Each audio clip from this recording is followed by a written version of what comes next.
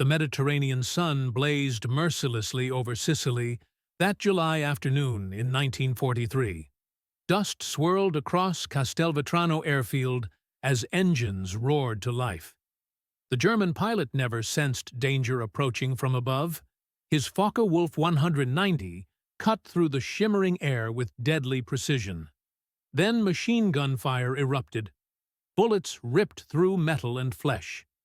The German fighter began its final spiral toward the rocky Sicilian earth below. Above him, a young American pilot watched his enemy fall. First Lieutenant Charles Hall had just achieved something Nazi commanders deemed impossible. A black aviator had destroyed one of their elite aircraft. Hall's P-40L Warhawk bore fresh victory markings that afternoon. That swastika painted on his fuselage would become the first of 112 enemy planes obliterated by men the Germans would supposedly learn to fear. They called them Schwarze Vogelmenschen, the Blackbird Men. Nazi racial doctrine proclaimed black people as Untermenschen, subhuman creatures incapable of mastering complex machinery. The Nuremberg laws forbade marriages between Germans and anyone of African descent. Their ideology painted blacks as cowards, lacking intelligence for technical warfare. Yet high above Mediterranean waters, that twisted philosophy was about to shatter against cold reality. Nearly 1,000 trained pilots from Alabama's Tuskegee Institute would systematically destroy both German aircraft and German assumptions about racial superiority. What Luftwaffe pilots never understood as they climbed to engage American bombing formations was this. They faced some of America's most rigorously prepared fighter pilots. Men who had conquered barriers their white counterparts never encountered. Warriors who trained harder and longer than standard pilots. Fighters carrying not just national duty into battle, but the crushing burden of proving an entire race's worth. The arithmetic of air warfare would soon be inscribed across European skies. 15,000 combat sorties flown, 1,578 missions completed, 112 aerial victories claimed, a bomber escort loss rate significantly better than white fighter groups achieved. Numbers that forced even fanatical Nazi ideologues to confront their racial theories' complete bankruptcy. That path to aerial victory began not in combat zones, but within America's own hostile segregation system. The U.S. Army War College published its devastating 1925 assessment, titled Employment of Negro Manpower in War. Their conclusion was brutal. Black men possessed inferior mentality compared to whites. They showed inherent character weakness. This official military judgment declared black soldiers lacked intelligence for technical positions and courage for combat command. Even as military brass clung to such prejudices, small groups of black Americans were demolishing those assumptions daily. Eugene Bullard had flown combat missions for France during the Great War because America refused his service. Bessie Coleman earned her pilot's license in France during 1921 when no American flight school would accept her application. Chicago's Coffee School of Aeronautics had trained dozens of black civilian pilots by the 1930s. These men and women proved flying ability, recognized no racial boundaries whatsoever. Pressure mounted as European war clouds gathered ominously. Civil rights leaders launched relentless campaigns. Walter White of the NAACP pressed politicians constantly. Labor organizer A. Philip Randolph demanded military integration. Judge William Hastie lobbied for aviation opportunities. Black newspapers hammered the Roosevelt administration mercilessly. The Chicago Defender asked pointed questions. The Pittsburgh Courier demanded answers. The Baltimore Afro-American posed simple challenges. How could America fight for democracy overseas while denying it domestically?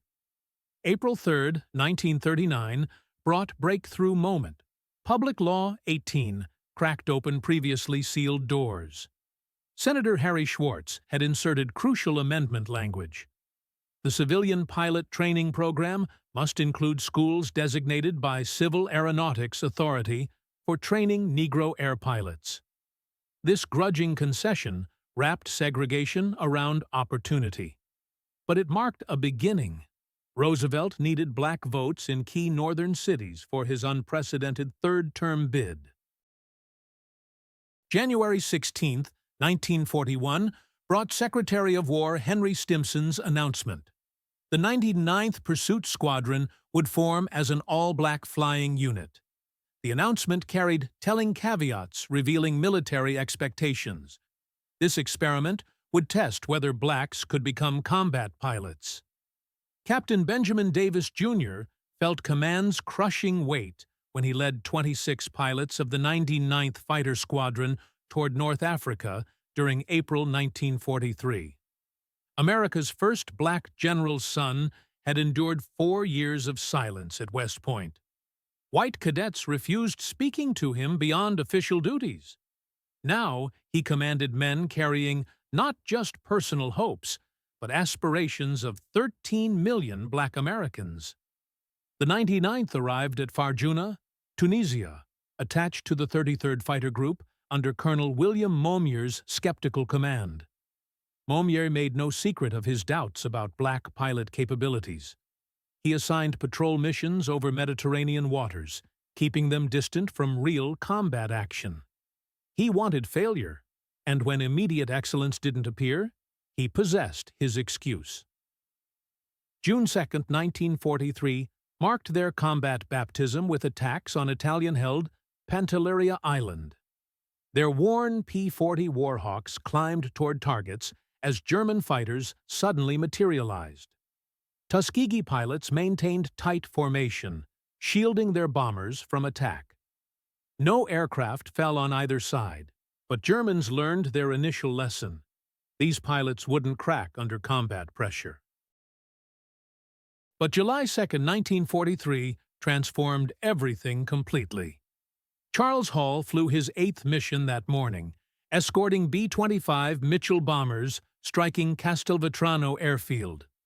2 Focke-Wulf 190s dove toward the bomber formation with lethal intent. Hall's testimony captured those crucial moments. 2 enemy fighters followed bombers immediately after bomb release. He positioned himself between fighters and bombers, managing to turn inside the German aircraft. His long burst sent tracers penetrating the second fighter. The enemy pilot turned left briefly, then fell off sharply and headed straight down. When Hall's aircraft touched runway tarmac, the entire base erupted in celebration. Black ground crews who had endured months of white personnel insults finally possessed their answer to every slight and humiliation. Hall's victory represented the first aerial kill by a black American pilot in United States military history. By January 1944, the 99th Fighter Squadron had engaged enemy forces for 7 months. Colonel Momio filed his damning assessment, claiming they showed insufficient aggressiveness and recommending combat removal. His report reached General Henry Hap Arnold, who prepared shutting down the entire experiment. Then Anzio changed the equation permanently.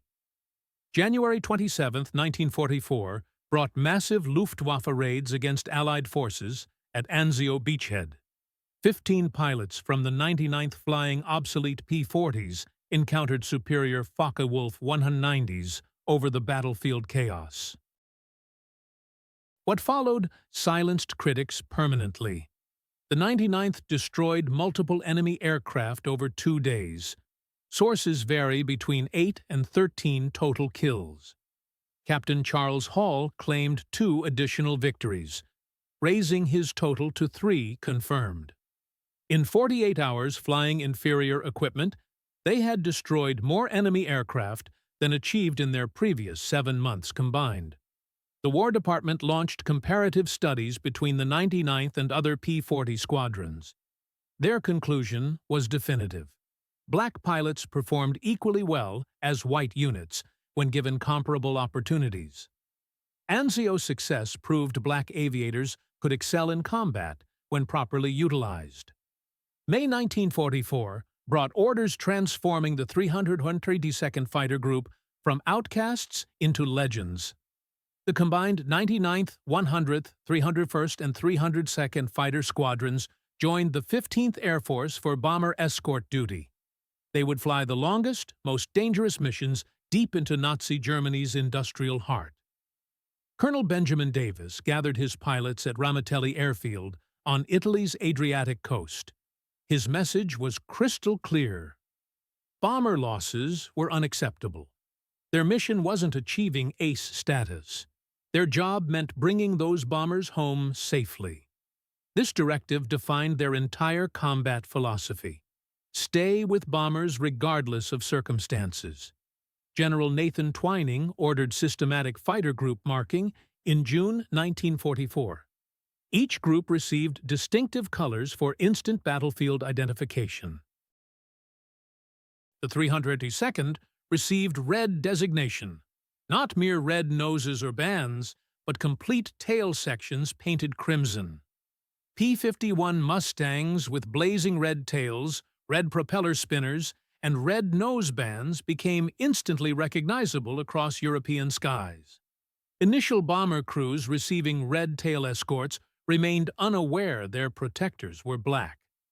They only knew these fighters maintained close formation, never abandoning them for easy individual kills. Word spread rapidly through bomber groups. Request red tails whenever possible.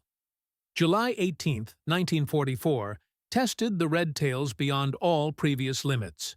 Colonel Davis led 66 Mustangs toward rendezvous with bombers targeting Luftwaffe facilities at Memmingen, Germany. The bombers arrived late. Davis faced a crucial decision: orbit in enemy airspace rather than return to base. When bombers finally appeared, so did the Luftwaffe. Approximately 100 German fighters attacked from multiple compass directions. The Germans had calculated that overwhelming numbers might crack the red tail's protective screen completely.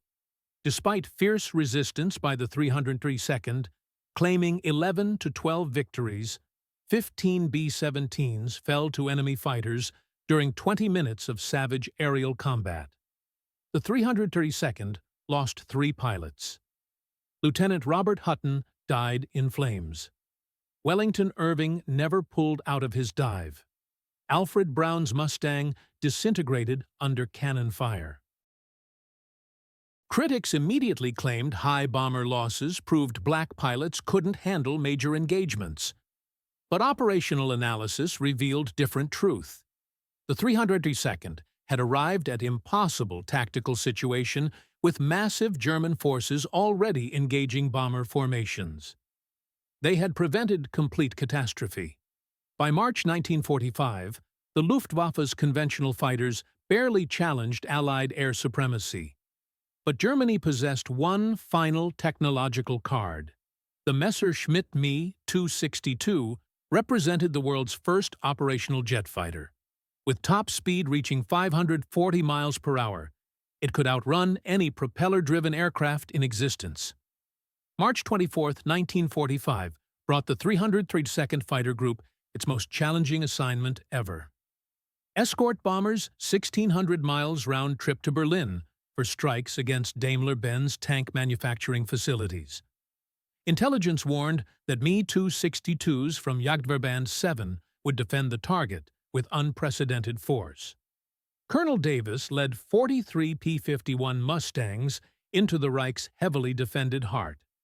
As they approached Berlin's outskirts, Me-262s appeared in formation. The largest jet fighter concentration ever assembled for single interception mission. Lieutenant Roscoe Brown had studied the jet's tactical weaknesses extensively. German jets possessed superior speed, he explained later. Rather than pursuing them directly, we moved away initially, then turned into their visual blind spots. Brown destroyed one Me-262, reporting precise details. He climbed 15 degrees and fired 3 extended bursts from 2,000 feet at 8 o'clock position. Almost immediately, the German pilot bailed out from approximately 24,500 feet altitude. Lieutenant Earl Lane accomplished what many considered impossible. Shooting down an Me-262 with a 2,000-yard deflection shot using the revolutionary K-14 computing gun sight. Lieutenant Charles Brantley claimed the third jet victory that afternoon. Destruction of 3 Me-262s during single engagement represented more jets than most fighter groups would destroy throughout the entire war. The Red Tails had exceeded total American Me-262 kills from all previous missions in one afternoon. The 332nd Fighter Group earned Distinguished Unit Citation for this mission's exceptional performance. Not every encounter between Tuskegee Airmen and Germans concluded in victory. 32 pilots became prisoners of war, and their experiences revealed complex interactions between Nazi ideology and military reality on the ground. Lieutenant Alexander Jefferson was shot down August 12, 1944, during his 19th combat mission. His P-51 absorbed flak over southern France while strafing German radar installations. During interrogation, the German officer displayed extensive intelligence about the 332nd Fighter Group. The interrogator possessed detailed information about Ramitelli airfield operations. He knew squadron commander names, even personal details about Jefferson's parents' Detroit home. He knew Jefferson's father taught school and his mother's maiden name. Their intelligence gathering was frighteningly comprehensive. Inside Stalag Luft III, Jefferson discovered treatment identical to other American officers. White POWs from bomber crews frequently approached him, expressing gratitude for red tail protection during combat missions. These interactions, impossible in segregated America, occurred naturally within German prison camp confines. The irony wasn't lost on Jefferson. Here in Nazi POW camp, white Americans treated him more equally than back home. When war ended and Jefferson returned to the United States, he faced immediate segregation at the disembarkation processing point. While German pilots reportedly acknowledged Red Tail's skill with the nickname Schwarze Vogel-Männchen, American bomber crews became their most enthusiastic champions. These men facing death on every mission cared nothing about race, only survival. Bomber crews developed elaborate mythology surrounding the Red Tails. Stories spread about their distinctive flying techniques, the way they waggled wings in greeting formation, their precise formations, their absolute refusal to abandon damaged bombers under any circumstances. Red Tail Angels became bomber crew terminology for them. Statistics supported bomber crew preferences completely. Research by Air Force historian Dr. Daniel Hallman revealed bombers under 332nd Fighter Group escort lost only 27 aircraft to enemy fighters. This compared to 46 aircraft average for other P-51 groups within the 15th Air Force. This superior protection rate occurred despite Red Tails flying some of war's longest and most dangerous escort missions.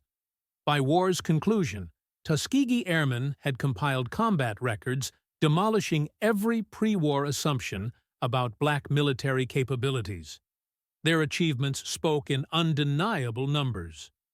Combat operations included 1,578 combat missions flown, over 15,000 individual sorties completed, 179 bomber escort missions executed, 311 missions for 15th Air Force operations. Enemy aircraft destruction totaled 112 aircraft destroyed in aerial combat, 150 enemy aircraft destroyed on the ground. 3 Me-262 jet fighters shot down during March 24, 1945 Berlin mission. Ground target destruction included 950 rail cars, trucks, and motor vehicles obliterated. 254 locomotive engines destroyed. German destroyer Giuseppe Missori damaged beyond repair on June 25, 1944.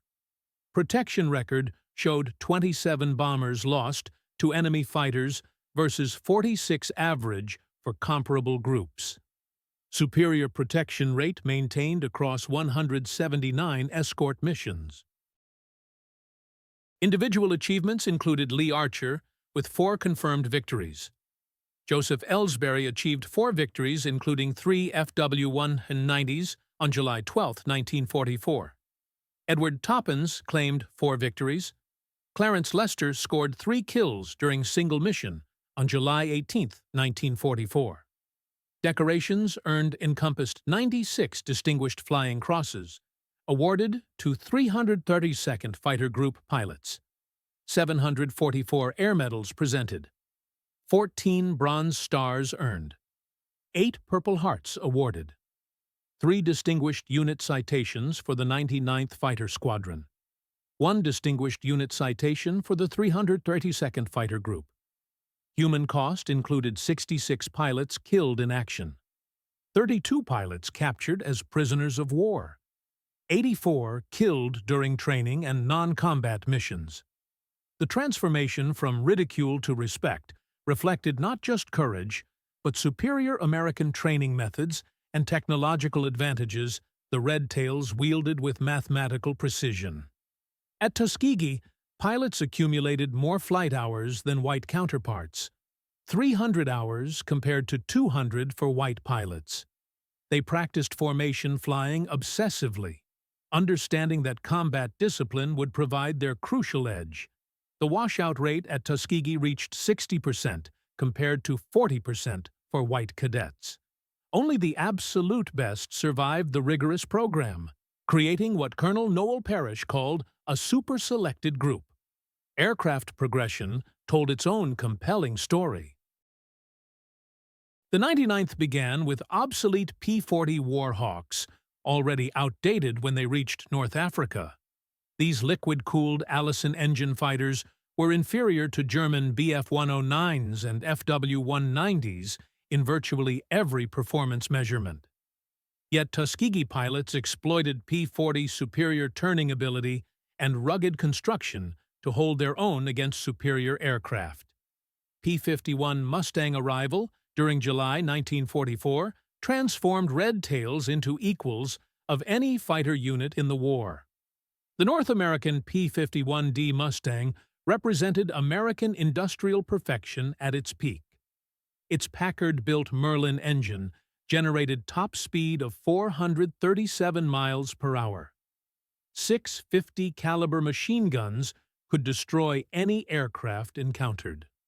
Most importantly, its range exceeded 1,600 miles with drop tanks, allowing bomber escort anywhere in the Reich. Behind every pilot who destroyed German aircraft stood dozens of support personnel. Mechanics, armorers, crew chiefs kept the Red Tails flying.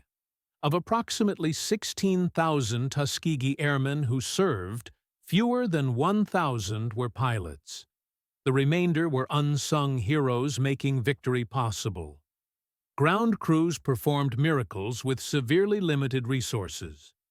Ramatelli Airfield in Italy remained primitive compared to other American bases. Spare parts were scarce, with the 302nd often last in supply line priority. Yet their aircraft availability rate equaled or exceeded white units consistently. These ground crews also faced direct combat. German raids on Ramatelli were infrequent but lethal. March 24, 1944, brought German bombing raid killing several support personnel. Men continued working through the attack, pulling aircraft away from burning fuel dumps. The strategic bombing campaign over Europe provided ultimate testing ground for Tuskegee Airmen capabilities. Each B-17 Flying Fortress cost $238,000 and carried 10 highly trained crew members. Single bomber loss represented strategic setback rippling through entire war effort. This explained why bomber protection mattered more than individual aerial victories. Colonel Davis understood this when ordering his pilots to resist temptation chasing German fighters. "Anyone can shoot down fighters by abandoning their post," he stated. "It requires discipline staying with bombers when enemy aircraft are fleeing." Red-tail escort tactics evolved through combat experience. They developed three-layer defense system. Close escort weaving directly above bomber formations. Medium escort positioned to intercept incoming fighters. High escort watching for diving attacks. This system required precise coordination and absolute discipline. The Tuskegee Airmen fought dual wars simultaneously, against fascism abroad and racism domestically. Their combat record challenged both Nazi racial ideology and American segregation, proving excellence in aerial combat transcended racial categorization completely. While Tuskegee Airmen battled Germans overseas, they fought prejudice at home.